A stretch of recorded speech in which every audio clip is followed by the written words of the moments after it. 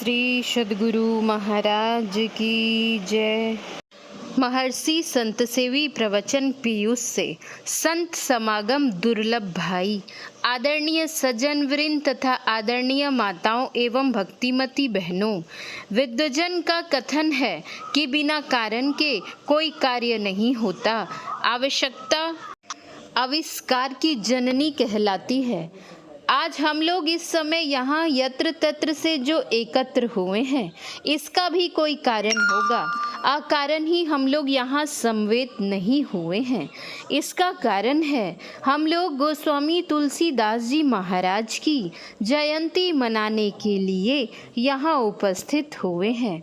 गोस्वामी तुलसीदास जी महाराज संत थे, कवि थे। गोस्वामी जी महाराज के ही शब्दों में हम कह सकते हैं, संत उदय संतत सुखकारी,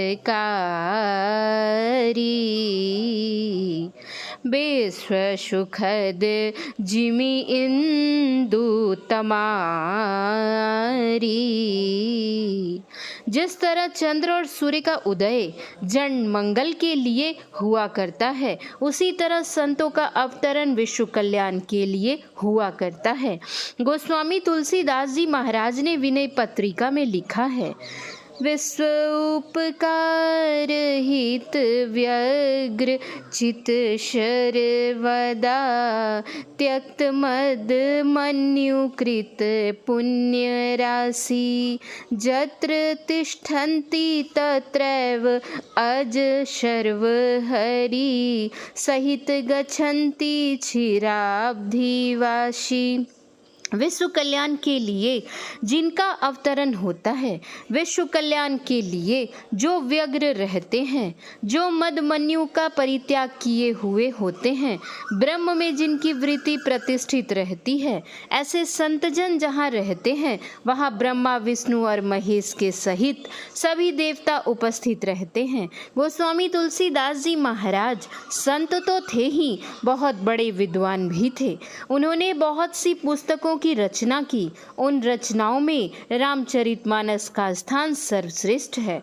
यह उत्तम ग्रंथ मात्र स्वदेश में ही नहीं, विदेश में भी प्रवेश कर चुका है। यह ग्रंथ इतना लोकप्रिय हुआ है कि ऐसा कौन भारतवासी होगा जिसको रामचरितमानस की एक भी चौपाई या दोहा याद नहीं हो। कितने जन तो संपूर्ण रामचरितमानस को कंठस्थ कर लिए हैं। रामचरितमानस इसकी संज्ञा इसलिए पड़ी कि भगवान शंकर ने भगवान श्री राम के चरित्र की रचना करके अपने मानस पटल पर अटल करके रखा था। समय पाकर उन्होंने शिवा से कहा, रचि महेश निज मानस राखा, पाई सुषमय शिवासन भाखा। रामचरितमानस एक अद्भुत ग्रंथ है। इसमें सभी प्रकार के ज्ञानों का समावेश है। गोस्वामी तुलसीदास जी महाराज रामचरितमानस के संदर्भ में लिखते हैं, रामचरित मानस यही नामा, सुनत श्रवण पाई विश्रामा, यही मानस मानस चक्षु चाही, भई कवि बुद्धि विमल अवगाही। इस रामचरितमानस को हम सामान्य दृष्टि से नहीं देख सकते। यही मानस चक्षु चाहिए। मानस चक्षु अर्थात सूक्ष्म दृष्टि चाहिए। लगे हाथ किसी ने गोस्वामी जी से जिज्ञासा की कि यह मानस चक्षु व दिव्य दृष्टि कैसे मिलती है, जिसके बिना हम रामचरितमानस का अवलोकन सही रूप से नहीं कर सकते। गोस्वामी जी इस जिज्ञासा का समाधान इस भांति करते हैं, श्री गुरु पद नख मणि गण ज्योति, सुमिरत दिव्य दृष्टि होती।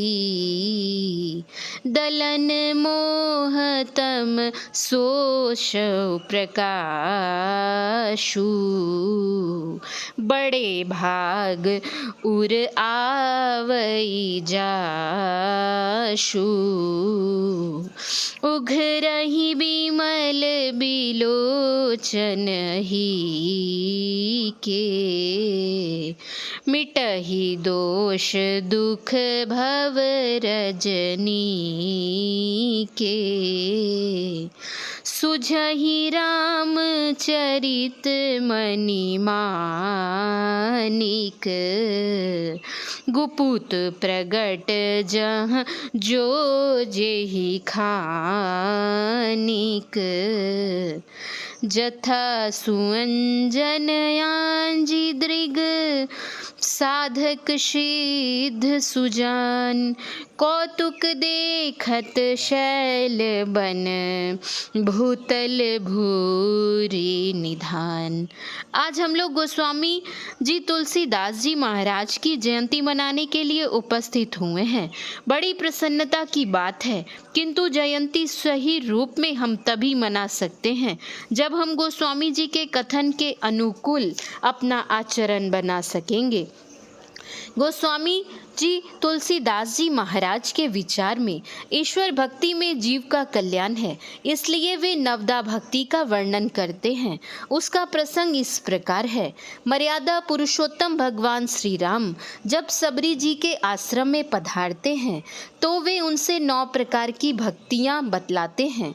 उन 9 प्रकार की भक्तियों में पहली भक्ति उन्होंने संतों की संगति बतलाई। प्रथम भक्ति संतन कर संगा। नवदा भक्ति का क्रम से वर्णन करते हुए 7वीं भक्ति में भगवान कहते हैं, सातव सम मोहि मय जग देखा, मोते अधिक संत करी लेखा। भगवंत ने संत की मर्यादा अपने से अधिक दी, अपने से विशेष संत को बतलाया। संतों में ऐसी कौन सी विशेषता होती है, आइए इस पर विचार करें। भगवंत के अवतरण से साधु संतों का संरक्षण और दुष्टों का संहार नहीं होता, अपितु वे दुष्टों को सत्संग का आधार देकर उनका सुधार करते हैं और अंत साधना के द्वारा उनका उद्धार करते हैं। संतों की संगति मात्र गोस्वामी जी ने ही बतलाई है, ऐसी बात नहीं है। अन्य संतों की वाणी में भी हम संत संग सत्संग का बहुत ऊंचा स्थान पाते हैं। संत कबीर साहब कहते हैं, कबीर संगति साध की ज्यों गंधी का बास, जो कुछ गंधी दे नहीं तो भी बास सुवास। हम गंधी की दुकान पर जाएं, वहाँ हम इत्र मोल नहीं लें, मात्र खड़े रहें। इत्र बेचने वाला भी हमको इत्र नहीं दे, फिर भी स्वाभाविक ही उसकी दुकान से सुगंधी आती है, वह सुगंधी हमें लगती है। उसी तरह से संतों के सन्निकट जाकर हम बैठें, संत कुछ नहीं भी बोलें, बिल्कुल मौन ही क्यों न रहें, फिर भी उनकी जो नैसर्गिक आभा है वह हम में प्रवेश करेगी और हम में परिवर्तन लाएगी। पाश्चात्य देश की कथा है कि एक बहुत बड़े विद्वान थे जिनका नाम था अरस्तु। उन्हीं के समय में एक महात्मा हुए थे जिनका नाम था सुकरात। अरस्तु के मन में बहुत सारी जिज्ञासाएं थीं।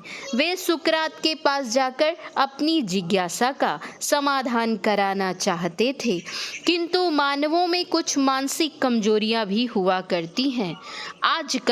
आजकल कहकर वे सोच रहे थे, जाएंगे। बहुत दिन बीत गए, जा नहीं पाए।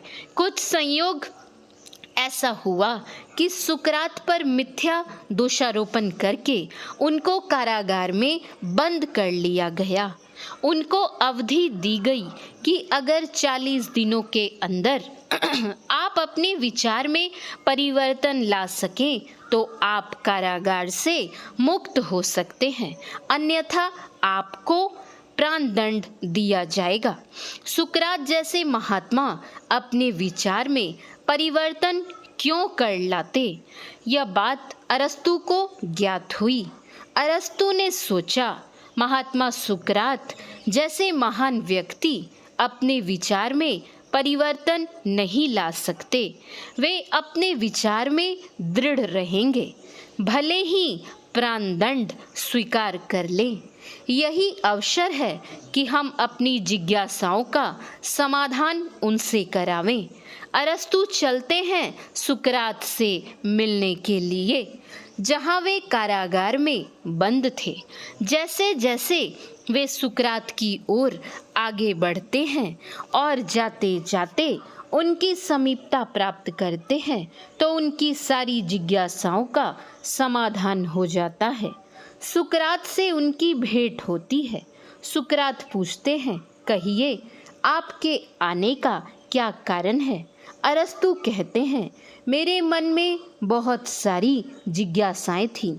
उन्हीं जिज्ञासाओं के समाधानार्थ आज मैं आपके पास आया था, किंतु जैसे जैसे मैं आपके पास आता गया, हमारी जिज्ञासाओं का समाधान होता गया।